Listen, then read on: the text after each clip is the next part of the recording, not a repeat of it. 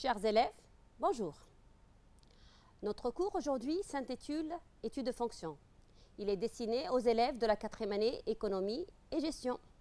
Alors nous allons aborder lors de cette première séance des rappels, des définitions et des activités qui vont nous permettre d'être bien préparés pour la prochaine séance. Allons-y. Alors on débutera notre séance par des rappels. Commençons par l'ensemble de définitions d'une fonction. Voyons cette activité dont l'énoncé est déterminer l'ensemble de définitions de chacune des fonctions suivantes. f de x est égal à x au cube moins 3x plus 5. g de x égale à 2x plus 1 sur x au carré moins 3x. Et la dernière fonction, h de x qui est égale à la racine carrée de moins x au carré moins x plus 6. Mais tout d'abord, rappelons déjà ce que c'est un ensemble de définitions. Alors, soit f est une fonction numérique à variable réelle, l'ensemble de définitions de la fonction f et l'ensemble des réels x tels que f de x existe. Alors, essayons maintenant de répondre à la première question, c'est-à-dire la première fonction. Alors, la fonction f de x est égale à x au cube moins 3x plus 5. Je pense que vous l'avez déjà deviné. L'ensemble des définitions de f, c'est tout R. Pourquoi? Puisque c'est une fonction polynôme. Et pour n'importe quelle valeur de x, f de x existe. Passons maintenant à la deuxième fonction, la fonction g de x qui est égale à 2x plus 1 sur x au carré moins 3x. Eh bien, g de x est une fonction rationnelle. C'est le rapport de deux polynômes. Et parmi les opérations interdites en mathématiques, c'est qu'on n'a pas le droit de diviser par 0.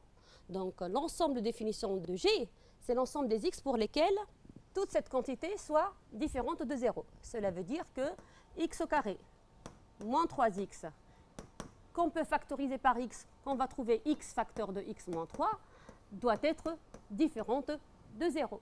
Cela veut dire que x différent de 0 et x moins 3 différent de 0, c'est-à-dire que x différent de 3. Donc, quelles sont les valeurs interdites? Bien sûr, seront 0 et 3. Donc, l'ensemble de définitions de g, c'est tout R privé de 0 et 3. Passons maintenant à la fonction h de x qui est égale à racine carrée de moins x au carré moins x plus 6. Alors, la deuxième opération interdite en mathématiques, c'est qu'on n'a pas le droit d'écrire sous la radicale un nombre négatif. Donc, l'ensemble de définitions de h, c'est l'ensemble des x qui appartiennent à R, tel que toute l'expression qui se trouve sous la radicale est positive, c'est-à-dire moins x au carré, moins x plus 6 doit être supérieur ou égal à 0. Là, on voit bien qu'on a une inéquation de second degré. Et pour résoudre une inéquation de second degré, alors on est amené à dresser un tableau de signes. Et pour dresser le tableau de signes, on doit chercher les racines de ce trinôme de second degré. Donc d'abord, on va poser a de x est égal à moins x au carré moins x plus 6, et puis on va calculer delta qui est égal à b au carré moins 4ac. Mais d'abord, on va déterminer le a, le coefficient associé à x au carré qui vaut moins 1, et le b qui est le coefficient associé à x qui vaut moins 1 aussi, et la constante c qui vaut 6. En faisant notre calcul, on va trouver comme résultat final 25 qui est strictement positif.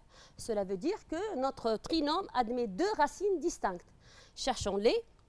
Donc, x' qui est égal à moins b plus racine de delta sur 2a qu'on va trouver moins 3.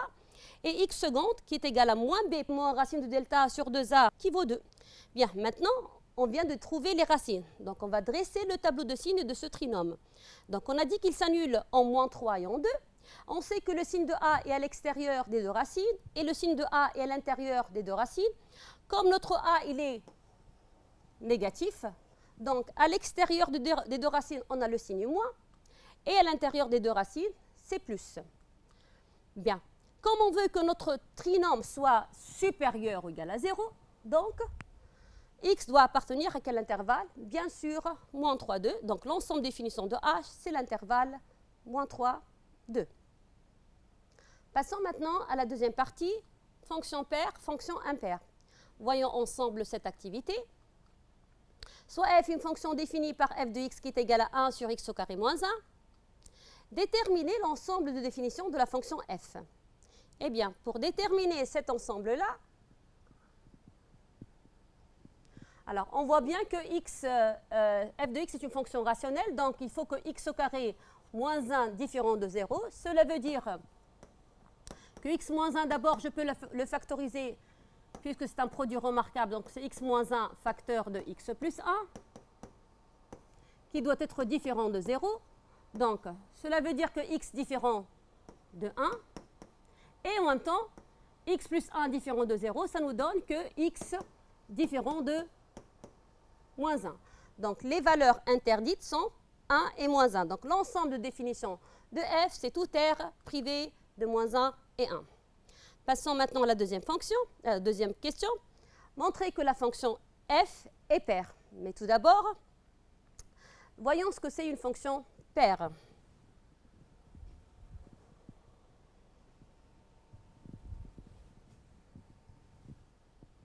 Alors, définition, le plan est muni d'un repère orthogonal OIJ, soit f une fonction définie sur un ensemble d de f.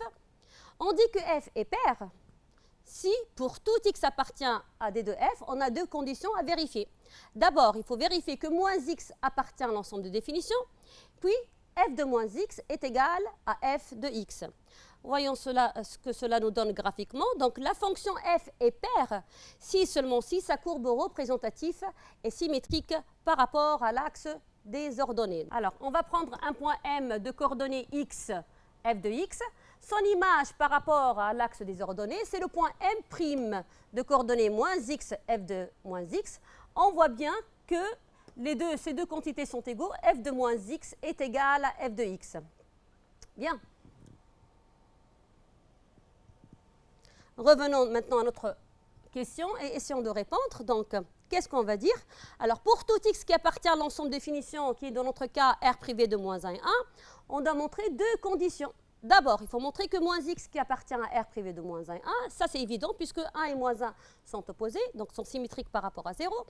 Et puis, il faut calculer f de moins x. Donc, qu'est-ce qu'on va faire? On revient à l'expression de f de x et on va remplacer x par moins x. Donc, on aura 1 sur moins x au carré moins 1. Or, on sait que moins x fois moins x est égal à x au carré, donc on aura 1 sur x au carré moins 1 qui est l'expression de f de x. D'où on vient de vérifier les deux conditions, donc on peut dire que notre fonction, elle est paire. Passons maintenant à la deuxième activité. Soit f une fonction définie par f de x qui est égale à x sur valeur absolue de x moins 3. On va déterminer aussi l'ensemble de définitions de cette fonction. Donc, comme tout à l'heure, valeur absolue de x moins 3 doit être différent de 0. Cela veut dire que valeur absolue de x différent de 3. Et ça nous emmène à dire que x doit être différent de 3 et moins 3. Donc, l'ensemble de définitions de f, c'est tout r privé de 3 et moins 3. Voyons maintenant la deuxième question. Montrer que la fonction f est impaire. Voyons ce que ça veut dire une fonction impaire. Alors, le plan est muni d'un repère OIJ, soit f une fonction définie sur un ensemble d de f. On dit que f est impaire si, pour tout x appartient à l'ensemble de définition de f, on a aussi deux conditions à vérifier. D'abord, moins x appartient à l'ensemble de définition de f, c'est la même condition que la fonction paire, mais regardez bien ici, il faut montrer que f de moins x est égal à moins f de x. Alors, voyons ça graphiquement. Donc, la fonction f est impaire si seulement si sa courbe représentative est symétrique par rapport à l'origine de notre repère. Donc, on va voir graphiquement. Alors, en prenant un point M de coordonnées x, f de x, sont symétriques par rapport à l'origine de notre repère. C'est le point M' de coordonnées moins x, f de moins x. On voit bien que f de x et f de moins x sont opposés. Alors, revenons à notre question. Donc, on va montrer que la fonction est impaire. Donc, qu'est-ce qu'on a dit? Il faut dire pour tout x appartient à l'ensemble de définition qui est égal à R privé de moins 3 et 3.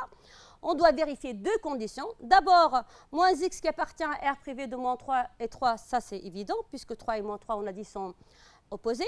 Et puis, on va calculer f de moins x. Donc, on va remplacer chaque x dans l'expression de f de x par moins x. Alors, on voit bien que on sait que valeur absolue de moins x est égale à la valeur absolue de x. Et puis, qu'est-ce qu'on va faire? On va extraire le signe moins pour le mettre au niveau du quotient. Donc, on aura quoi? On aura moins x sur valeur absolue de x moins 3. Et ça, c'est bien l'expression de qui? De f de x. Donc, f de moins x est égal à moins f de x, d'où ma fonction, elle est impaire. Bien, maintenant, passons à la deuxième partie de ce cours concernant les branches infinies. Alors, soit f est une fonction définie sur un ensemble des deux f, et c'est de f sa courbe représentative dans un repère orthogonal. Alors, on va voir d'abord le premier type des branches infinies, asymptotes parallèles aux axes. Commençons d'abord par l'asymptote verticale. Voyons cette activité. Soit la fonction f définie sur R privé de moins 1 par f de x est égale à 1 sur x au carré moins 1. Alors, vous voyez bien, j'ai déjà gardé la même fonction que tout à l'heure. Eh bien, la première question, calculer la limite à droite et à gauche en 1. Puis, on va interpréter graphiquement le résultat obtenu. Alors, on va d'abord calculer la limite à gauche en 1. Alors, si je fais tendre x vers 1, alors cette limite tend vers 0. Alors, le numérateur, c'est une constante, donc on sait que le résultat, il sera l'infini. Mais pour voir le signe de cet infini, on doit dresser le tableau de signes de x au carré moins 1. Alors, on sait que x au carré moins 1 s'annule en 1 et moins 1. Le signe du coefficient associé à x au carré, il est positif. Donc, à l'extérieur des deux racines, on a le signe plus. À l'intérieur des deux racines, on a le signe moins. Alors, notre x tend vers 1 tout en étant inférieur à 1. Donc, on est dans cette partie-là. Donc, le signe de x au carré moins 1, il est négatif. Donc, ici, quand x tend vers 1 tout en étant inférieur à 1, x au carré moins 1 tend vers le 0 moins. Donc, on aura comme résultat final moins l'infini. On va refaire le même calcul, mais maintenant, on va tendre x vers 1 plus. Alors, 1 plus, donc on est dans cette partie-là. Donc, le signe de x au carré moins 1, il est positif. Donc, cette quantité va tendre vers 0 plus. Or, le numérateur est une constante positive. Donc, le résultat final, ça sera plus l'infini. Bien, maintenant, on va interpréter le résultat. Mais tout d'abord, voyons une définition. Alors, la courbe de f est une asymptote verticale d'équation x est égal à a si la limite de f en a, ou à droite en a, ou à gauche en a est infinie. Voyons par des illustrations graphiques. Donc, la limite lorsqu'x tend vers a de f de x est égal à plus l'infini. Alors, on voit bien que la courbe de f qui est colorée en noir se rapproche de plus en plus de la droite verticale x est égal à a. Alors, on dirait que la courbe de f est emmenée vers le haut par cette droite verticale. Maintenant, la limite lorsqu'x tend vers a plus de f de x est égale à moins l'infini. Dans ce cas-là, la courbe aussi se rapproche de plus en plus de cette droite, mais elle est emmenée vers le bas. Maintenant, lorsque x tend vers a, tout en étant inférieur à a. Cette courbe-là, on va prendre un exemple, par exemple. Alors, on va prendre un point M, par exemple ici, de coordonnées x, f de x. Alors, lorsque x se rapproche de 1 tout en étant inférieur à a, alors on voit bien que le point M se déplace dans ce sens-là dans notre courbe. Donc, les f de x, c'est-à-dire l'ordonnée du point M, tendent de plus en plus vers des petites valeurs pour partir à moins l'infini. La limite maintenant, lorsque x tend vers a moins de f de x est égale plus l'infini. Donc, de la même manière, on va prendre un point M. Alors, de coordonnées x, f de x. Alors, lorsque x tend vers a moins, alors les points de f de x se déplacent dans ce sens-là et les ordonnées prennent des grandes valeurs pour partir à plus l'infini. Revenons maintenant à notre activité.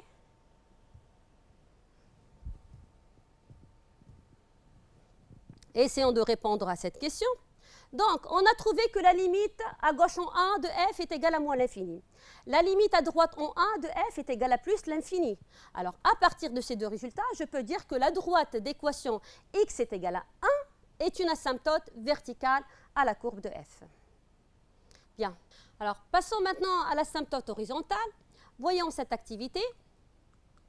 Soit la fonction f définie sur r privé de moins 1 et 1 par f de x égale à 1 sur x au carré moins 1. Là aussi, j'ai gardé la même fonction. Alors, la première question, calculer la limite en plus l'infini de f. Donc, alors, on va calculer cette limite, c'est-à-dire on va calculer x, la limite lorsque x tend vers plus l'infini de 1 sur x au carré moins 1. Alors, on voit bien que lorsque x tend vers plus l'infini, x au carré moins 1 tend vers aussi plus l'infini. Le numérateur, c'est une constante positive, donc on obtient comme résultat final 0. Bien, deuxième question, on va interpréter graphiquement le résultat qu'on vient d'obtenir.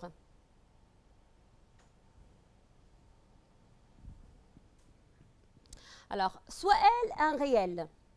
La courbe de f admet une asymptote horizontale d'équation y égale à L si la limite de f en l'infini est égale à L qui est finie.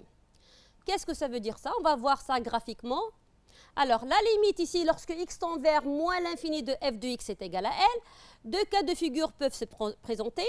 Alors, regardons la première figure. La courbe de f se rapproche de plus en plus de la droite horizontale y égale à L quand x tend vers moins l'infini. Mais dans ce cas-là, la courbe de f est située au-dessus de la symptote. Par contre, dans la deuxième figure, la courbe de f aussi se rapproche de cette droite quand x tend vers moins l'infini, mais elle est au-dessous, voilà, ou bien en dessous de la droite, la symptote horizontale. Voyons maintenant la limite lorsque x tend vers plus l'infini de f de x est égal à L. Aussi, deux cas de figure peuvent se présenter.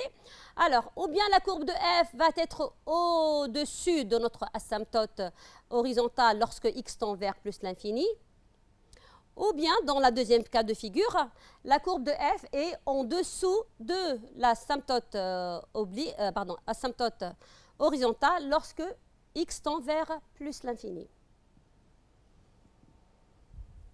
Alors, essayons maintenant d'interpréter le résultat qu'on a trouvé. Donc, on vient de trouver que la limite en plus l'infini de f de x égale à 0, c'est une constante. Donc là, on peut dire que la droite d'équation y égale à 0 est une asymptote horizontale à la courbe de f au voisinage de plus l'infini. Bien. Alors, maintenant, on va faire un récapitulatif. Donc, on a défini la fonction f sur r privé de moins 1 par f de x égale à 1 sur x au carré moins 1. On a montré que x est égal à 1, c'est une asymptote à la courbe de f, vu qu'on a calculé la limite en 1 plus de f égale à plus l'infini et la limite en 1 moins de f est égale à moins l'infini. Donc voilà une illustration graphique de tout ce qu'on a trouvé. Puis, on a montré aussi que y égale à 0 est une asymptote horizontale à la courbe de f en plus l'infini. Vu que aussi on a calculé la limite en plus l'infini de f de x égale à 0 et on a vu d'après un tableau de signes de x au carré moins 1 qu'il est positif sur l'intervalle 1 plus l'infini. Donc ma fonction elle est positive sur l'intervalle 1 plus l'infini. Donc la courbe de f admet une asymptote horizontale et cette courbe sera au-dessus de cette asymptote. Alors, maintenant, qu'est-ce qu'il nous reste à faire? On va essayer de terminer le traçage de la courbe de f sur l'intervalle 0 plus l'infini privé de 1 en prenant quelques valeurs. Et finalement, on a montré déjà que ma fonction elle est paire. Donc, cela veut dire qu'elle est symétrique par rapport à l'axe des ordonnées. Donc, on peut achever le tracé de notre courbe. Alors, on voit bien que les branches infinies aident à tracer les courbes. Donc, c'est un outil très puissant pour le traçage d'une courbe. Bien, maintenant, on va passer à au deuxième type des branches infinies, les asymptotes obliques. Soit f est une fonction définie sur r privé de 2 par f de x égale à 2x au carré moins 5x plus 3 sur x moins 2. Alors, montrez que pour tout x appartenant à r privé de 2, que f de x s'écrit d'une autre manière, 2x moins 1 plus 1 sur x moins 2. Deuxième question, montrez que la droite D d'équation y égale à 2x moins 1 est une asymptote oblique à C de f au voisinage de l'infini. Et finalement, on va étudier la position relative de la courbe de f et de la droite D. Alors, commençons par la première question. Alors, on va montrer que pour tout x appartenant à R privé de 2, f de x s'écrit d'une autre manière.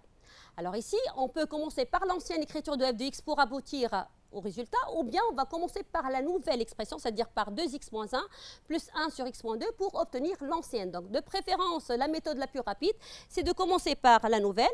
Et qu'est-ce qu'on va faire? Tout simplement, on va réduire au même dénominateur. Puis on va développer et on va trouver finalement l'expression de f de x qui est définie pour tout x appartenant à R privé de 2. Bien.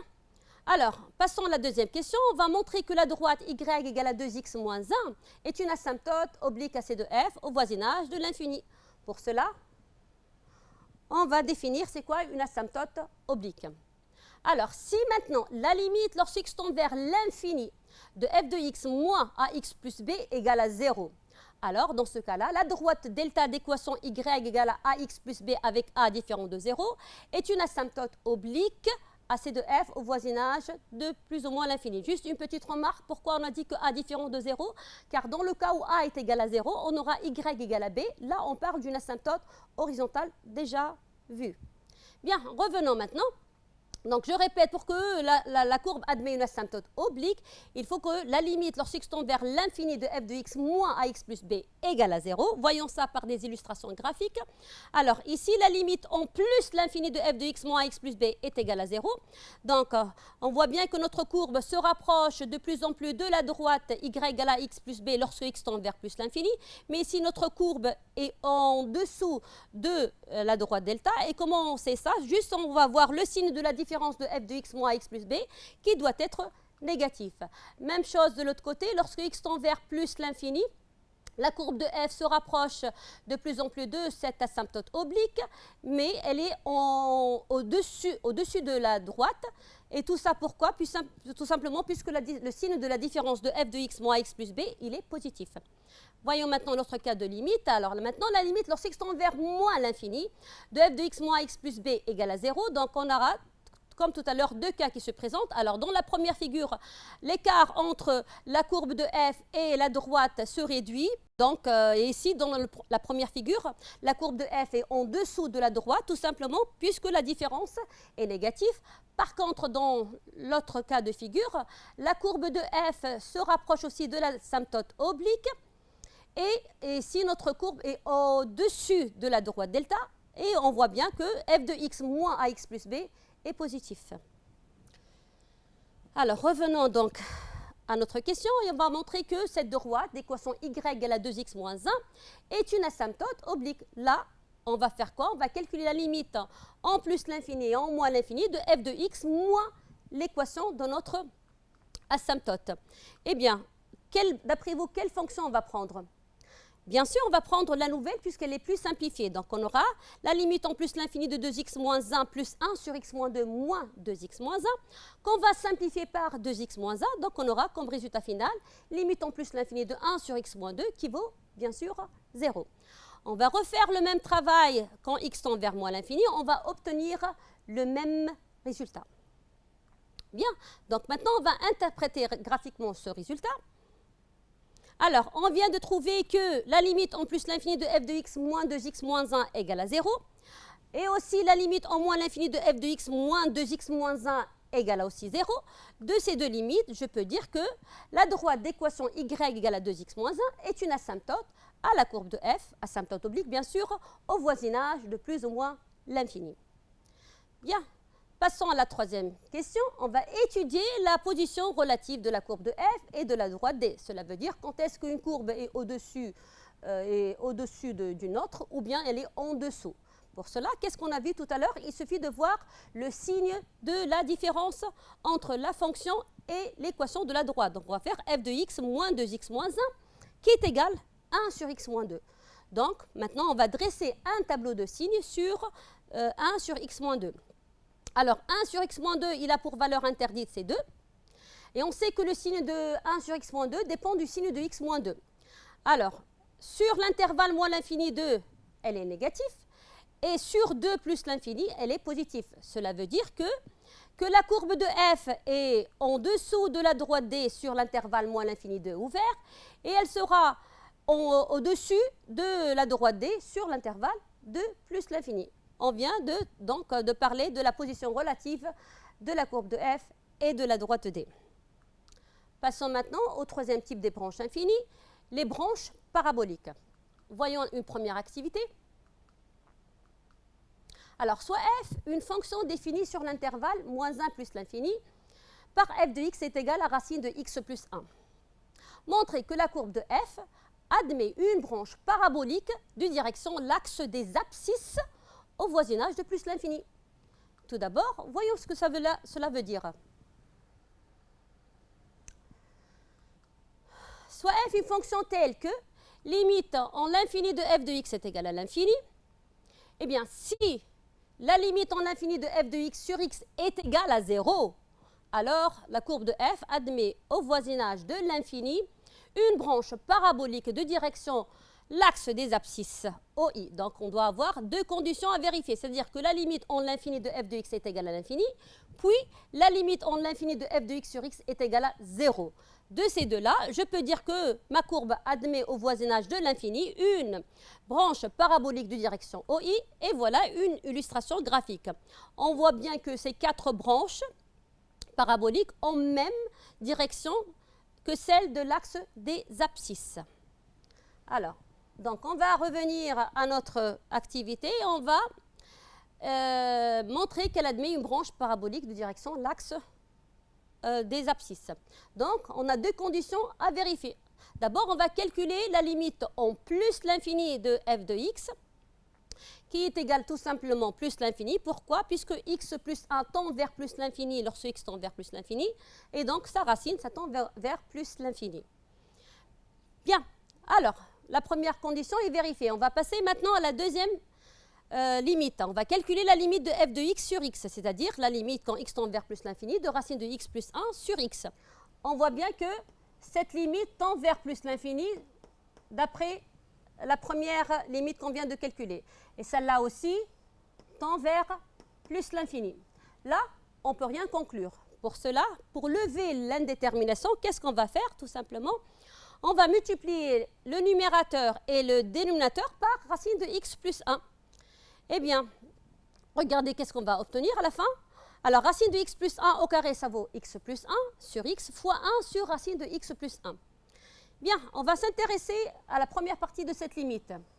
Là, on voit bien que c'est une fonction rationnelle. Et on sait, d'après un théorème déjà vu, que si on est dans le cas d'une fonction rationnelle et mon x tend vers plus l'infini, donc qu'est-ce qu'on va prendre? On va prendre le monome le plus haut degré sur le monome le plus haut degré, c'est-à-dire x sur x qui vaut 1.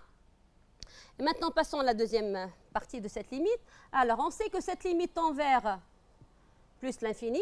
Alors, d'où on aura comme résultat, c'est 0. 1 fois 0, ça nous donne 0 comme résultat final.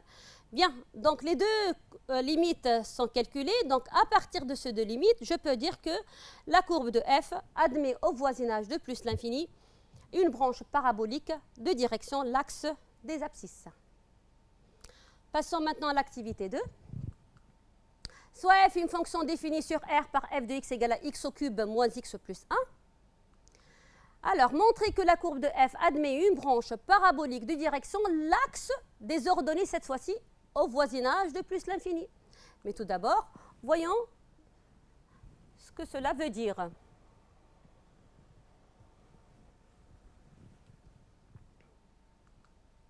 Alors, soit f est une fonction telle que la limite en l'infini de f de x est égale à l'infini. Si maintenant la limite quand x tend vers l'infini de f de x sur x est égale à l'infini, ce n'est pas 0, c'est l'infini, alors c de f admet au voisinage de l'infini une branche parabolique de direction, ici l'axe des ordonnées. Et voilà une illustration graphique. Donc ces quatre branches paraboliques ont même direction que celle de l'axe des ordonnées. Bien. Alors, essayons d'appliquer cette définition dans notre activité. Donc, on va calculer deux cas de limite. D'abord, on va calculer la limite en plus l'infini de f de x. Or, on voit bien que f de x est une fonction polynôme. Et Donc, quand on est dans une fonction polynôme et non mon x tend vers plus l'infini, on va prendre le monôme le plus haut degré qui est dans notre cas x au cube. Et la limite en plus l'infini, quand x tend vers plus l'infini de x au cube, ça vaut plus l'infini. Bien, la première limite est vérifiée. Maintenant, on va calculer la limite en plus l'infini de f de x sur x. Là aussi, on est dans une fonction rationnelle, donc on va prendre le monôme du haut degré, le rapport des monômes du plus haut degré, c'est-à-dire x au cube sur x. En simplifiant par x, on obtient la limite en plus l'infini de x au carré qui vaut plus l'infini. Eh bien, à partir de ces deux limites, je peux dire finalement que la courbe de f admet au voisinage de plus l'infini une branche parabolique de direction l'axe OJ. Passons maintenant à la troisième activité.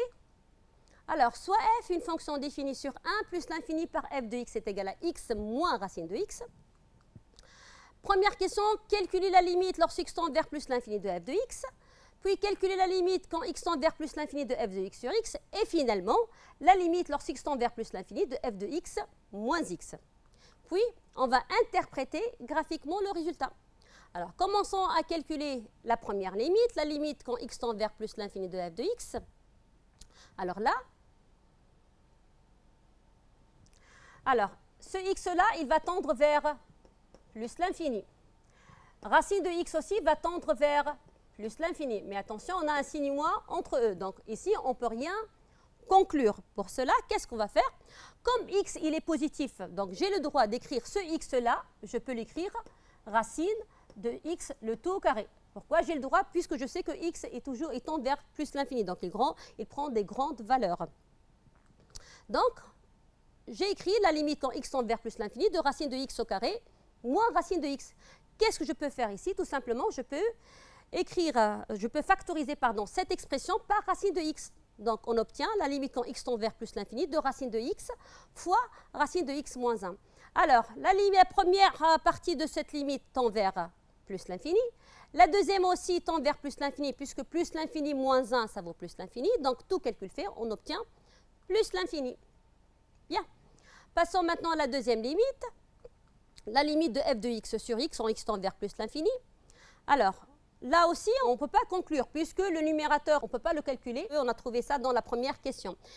Donc, qu'est-ce que je vais faire ici? Je vais dissocier ce rapport. Donc, je vais écrire x sur x moins racine de x sur x. Donc, regardez qu'est-ce qu'on va écrire. Donc, x sur x, ça nous donne 1. 1 moins racine de x sur x.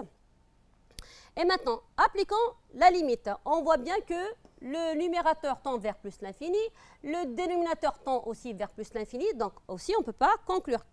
Donc, quelle étape on va faire? Tout simplement, on va simplifier par racine de x, puisque le x qui se trouve au dénominateur, je peux l'écrire racine de x au carré. Donc, en simplifiant par racine de x, qu'est-ce qu'on obtient finalement? Limite en plus l'infini de 1 moins 1 sur racine de x. Alors, regardez bien, alors cette limite tend vers plus l'infini. Le numérateur, c'est une constante positive, donc on va trouver finalement 0 comme valeur. Et donc 1 moins 0, ça nous donne 1. Maintenant, on va faire la dernière limite. On va calculer la limite en plus l'infini de f de x moins x. On va remplacer f de x par sa valeur. Simplifiant par x, on obtient la limite quand x tend vers plus l'infini de moins racine de x, qui est égale finalement moins l'infini. Bien. Alors, maintenant, on va répondre à la deuxième question. On va interpréter graphiquement le résultat, mais tout d'abord, on va voir une définition.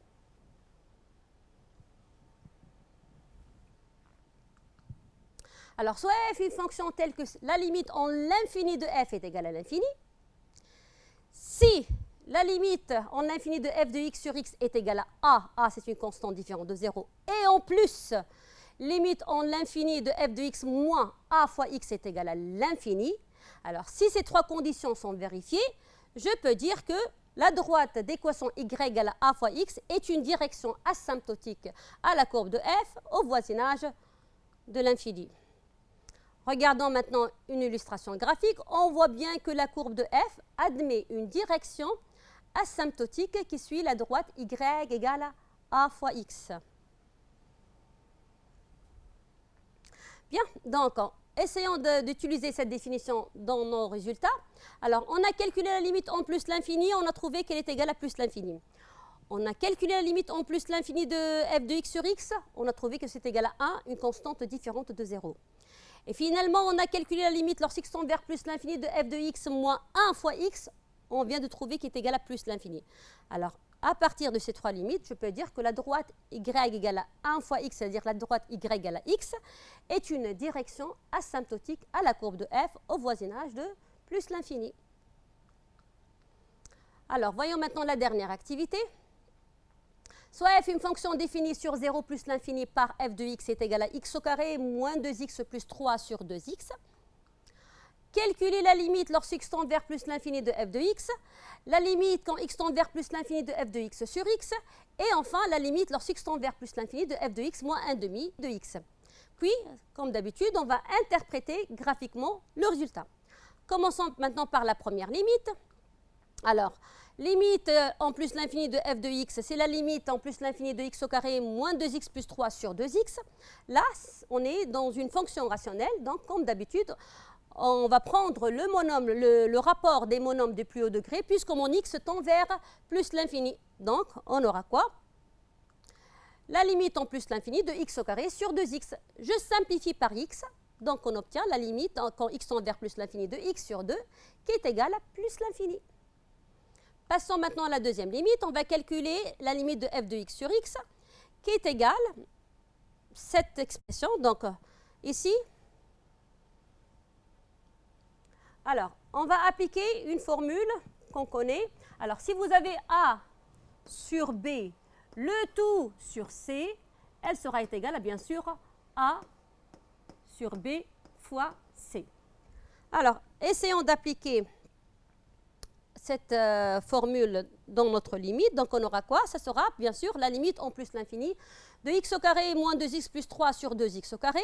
Là aussi, c'est une fonction rationnelle et mon x tend vers plus l'infini. Donc, on va prendre le rapport des monomes des plus hauts degrés, c'est-à-dire la limite de x au carré sur 2x au carré.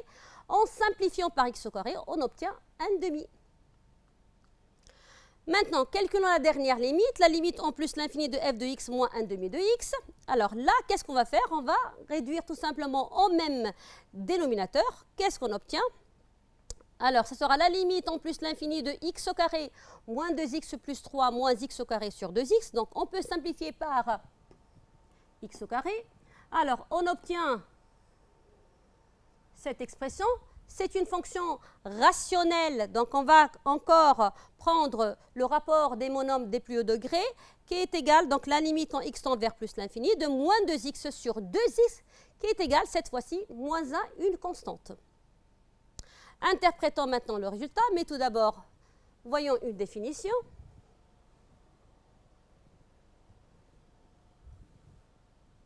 Bien. Alors, soit f, une fonction telle que la limite en l'infini de f de x est égale à l'infini. Si limite en plus l'infini ou moins l'infini de f de x sur x est égal à a, une constante non nulle, et limite en l'infini de f de x moins x est égal à b, constante, là, à partir de ces trois limites, je peux dire que la droite d'équation y égale à ax plus b est une asymptote oblique AC de f au voisinage de l'infini. Juste une petite remarque, le a ici, c'est la pente. Le A, c'est la pente, c'est le coefficient directeur. Et le B, c'est quoi? C'est l'ordonnée à l'origine. Bien, maintenant, on va revenir à notre question et on va essayer d'interpréter les limites qu'on vient de trouver. Donc, on a trouvé que la limite en plus l'infini de f de x est égale à plus l'infini. On a trouvé que la limite quand x tend vers plus l'infini de f de x sur x est égale à 1 demi, c'est une constante différente de 0. Et puis, on a trouvé finalement que la limite lorsque x tend vers plus l'infini de f de x moins 1 demi de x est égale à moins 1, c'est une constante. Alors, on peut dire finalement que la droite d'équation y égale à 1 demi de x moins 1 est une asymptote oblique AC de f au voisinage de plus l'infini. Bien. Alors, avant de terminer ma séance, alors on va faire un petit récapitulatif. Alors, lorsque la limite, lorsque x tend vers une constante a, ou à droite en a, ou à gauche en a, de f de x, on trouve comme résultat final l'infini, là, on va dire que la courbe de f admet une asymptote verticale d'équation x est égal à a. Et si maintenant la limite, lorsqu'x tend vers l'infini de f de x est égal à une constante qu'on appelle L par exemple, alors dans ce cas-là, la courbe de f admet une asymptote horizontale d'équation y égale à L. Mais attention, dans le cas où on vous donne une équation d'une droite, par exemple y égale à x plus b, et on nous demande de montrer que c'est une asymptote oblique à la courbe de f au voisinage de l'infini.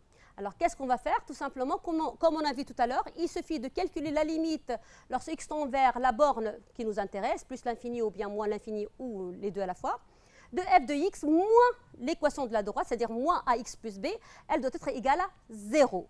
Là, on peut dire que la courbe de f admet une asymptote oblique d'équation y égale à ax plus b. D'accord? Maintenant, si dans des exercices, il nous demande d'étudier les branches infinies. Alors, si on est dans ce cas-là, c'est-à-dire si la limite lorsqu'x tend vers l'infini de f de x est égale à l'infini, là, on doit passer par une autre étape, c'est-à-dire la deuxième étape, on va calculer la limite en l'infini de f de x sur x. Trois cas peuvent se présenter. Alors, si cette limite vaut 0, qu'est-ce qu'on vient de dire? On a dit que la courbe de f admet une branche parabolique de direction OI. Si la limite de f de x sur x est égale à l'infini, alors la courbe de f admet une branche parabolique de direction OJ. Et maintenant, si cette limite vaut une constante qui est différente de 0, là, on va passer à une troisième étape, c'est-à-dire on va calculer la limite lorsqu'x tend vers l'infini de f de x moins ax. Alors, on est dans deux cas aussi. On a deux cas à présenter. Donc, si cette limite de f de x moins ax est égale à l'infini, donc on a dit qu'elle admet une branche parabolique de direction la droite y égale à x. Et si cette limite est égale à une constante b, là, on va dire que la courbe de f admet une asymptote oblique d'équation y égale à x plus b au voisinage de l'infini. Alors, je viens d'achever ma première séance. J'espère que vous avez bien compris. À bientôt.